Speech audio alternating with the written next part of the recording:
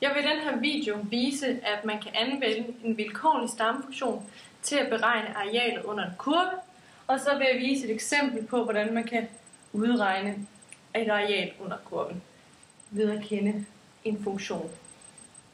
Godt. Når man finder en stamfunktion, jamen så finder man en hel række stamfunktioner, hvor forskellen er en konstant. Det er altså a af x minus f af x er lige med k. Hvis jeg nu indsætter de øvre og nedre grænser a og b, så får du, at a af a minus f af a er lige med k, og du får, at a af b minus f af b er lige med k. Konstant. Og når begge udtryk er lige med en konstant, jamen, så kan man sætte dem lige hinanden. Så vi vil altså få, at a minus f af a er lige med a af b minus f af b. Godt. Jeg trækker a af a fra på begge sider og lægger f af b til på begge sider. Så får jeg altså, at f af b minus f af a er lige med a af b minus a af a. Og som jeg viste i en tidligere video, jamen så er arealet af a, det er 0, da det er den nedre grænse. Så vi får altså udtryk, at f af b minus f af a er lige med a af b. Og a af b, som jeg også viste i sidste video, jamen det er arealet af hele intervallet under kurven. Og det vil altså sige, at man kan anvende en vilkårlig stamfunktion til at beregne arealet under en kurve. Godt, og så vil jeg kigge på det her eksempel, hvor det lyder på f af x er lige med minus x i anden plus 9, og det er det i intervallet minus 3 til 3. Og jeg starter med at integrere funktionen f af x, x, hvor at den øvre grænse er b, nedre grænse a, som så kommer til at se ud, at den øvre grænse er 3, og den nedre grænse er minus 3, og funktionen er minus x i anden plus 9 dx.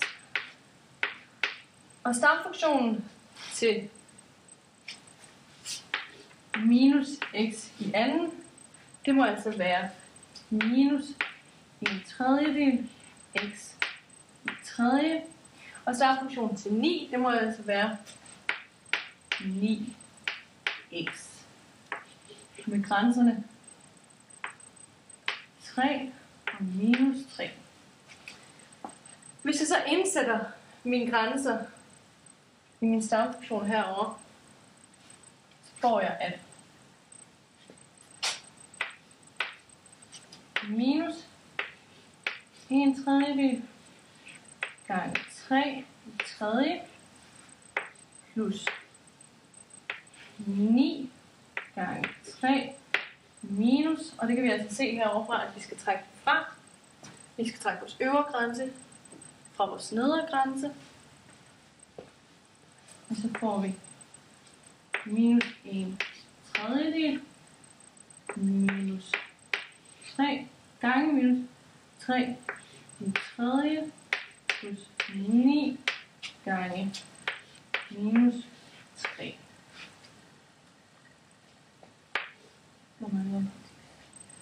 Godt. Når jeg så reducerer på det her, så får jeg, at minus 1/3 gange 27, fordi 3/3 giver 27,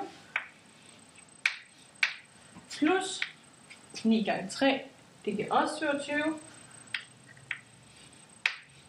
Herinde, der får jeg minus 1/3, og så får jeg gange minus 27, da det er et ulige tal, som minus 3 er oplevet i, og da det er negativt, jamen så må tallet her også være negativt, så må 27 også være negativt.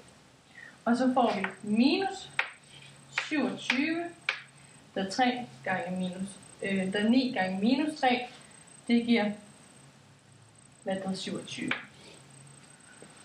Og så reducerer vi lidt videre på det, så får vi at 27 minus 27/3 plus, hvis vi nu sætter, vi må sætte 27 op i tælleren, og det vil betyde, at minus 27 divideret 3, det giver 9. Så har vi plus 27, ophæver i parentesen nu, siger vi minus, og det giver minus 9 her foran, og det må altså også betyde, at hvis vi sætter minus 27 op i tælleren på minus 1/3, så må det altså være, at det giver plus 9.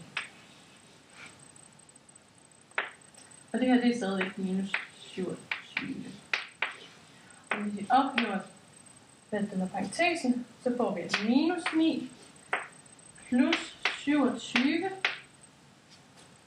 minus 9 plus 27, og det giver altså 36.